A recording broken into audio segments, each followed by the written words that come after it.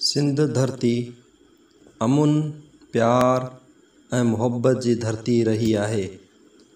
हज़ारे सूफ़ियुनि बुज़ुर्गनि अल्लाह वारनि हिन धरती खे पंहिंजो मस्कन बनायो ऐं पंहिंजे इल्मी ऐं रूहानी फैज़ सां केतिरनि ई रस्ते खां भटकियल इंसाननि खे राह रास्त ते आंदो। अहिड़नि बुज़ुर्गनि मां पीर मोहम्मद अशरफ शाह कुरैशी रहमतुल्लाह अलैह बि हिकु कामिल वली थी गुज़रियो आहे। हिन बुज़ुर्ग जो जनम 1214 हिजरी मुताबिक़ 1799 ईस्वी में ॻोठ करम ख़ान ज़िले बदीन में थियो। संदन वालिद जो नालो पीर मोहम्मद गौस कुरैशी रहमतुल्लाह अलैह हो। संदन तरीक़त जो सिलसिलो सहरवर्दी हो।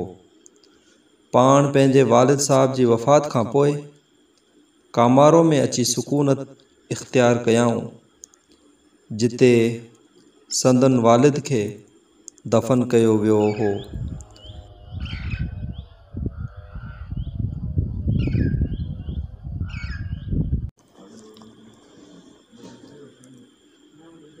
कामारो शरीफ़ उन दौर में हिकु नंढड़ो दड़ो हो जिते का बि आबादी न हुई। पाण कामारो शरीफ़ में साल 1264 हिजरी में मस्जिद जो बुनियाद रखियाऊं।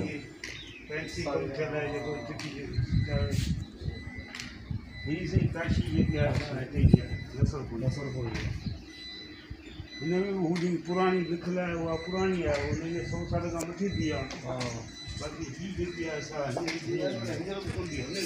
ते केरा दरगाह में के लेके अशरफ वरी उन जो पी है हां वरी पुटे नालो मोहम्मद गौसो। अच्छा विच में साईं हां विच में साईं पढ़िया आहिनि विच में साईं जिन जो वाल साहब है साईं सुपा बिते पढ़िया हां बेटो वाले जिता वञूं था न पहिरीं साईं जो पुट आहे पोइ पी आहे पोइ उलिया साहब पाण। हज़रत साईं पीर मोहम्मद अशरफ शाह रहमतुल्लाह अलैह खे अल्लाह पाक हिकु फ़र्ज़ंद बि अता कयो, पर सिर्फ़ 19 सालनि जी ॼमार में हासिद दुश्मननि खेसि शहीद करे छॾियो।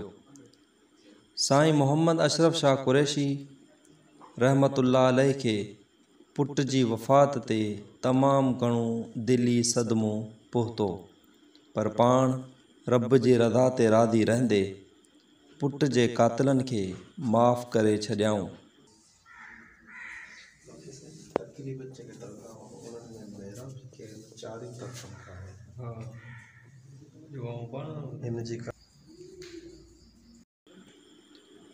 चवनि था त नालो कामारो काम वारी काठी जे करे पियो, जेका दरगाह ऐं मस्जिद जे ॿाहिरां अंगण ते लॻल आहे।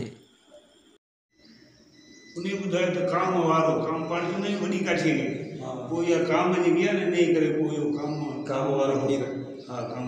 अच्छा काम वॾी काठी जी वाठी इन जे नाले सां ये हाणे काठी आहे या अञा इन खां डिगी हुई? काठी से डिगी हुई हेठि बि एतिरी हुई पर हींअर वरी विच में लाथुनि न त मथां भॼी पई पोइ वरी उनखे इहे हया। पुराणे वक़्त में उन ई डिघी काठीअ ते राति जे वक़्तु बत्ती टंगींदा हुआ त जीअं परे जा काफ़िला राति जे पहर रोशनी ॾिसी रस्तो सुञाणे सघनि।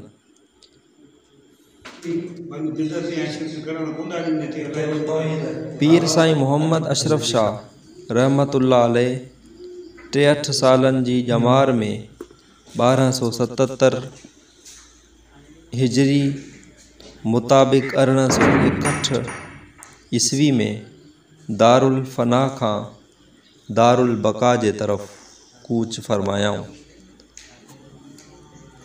हर साल 12 खां 14 रबियुल अव्वल ते संदन दरगाह शरीफ़ ते फ़क़ीराणो उर्स थींदो आहे, जिते आम रवाजी बिदात खां पासो कंदे संदन हज़ारे मुरीद अची गॾु थींदा आहिनि।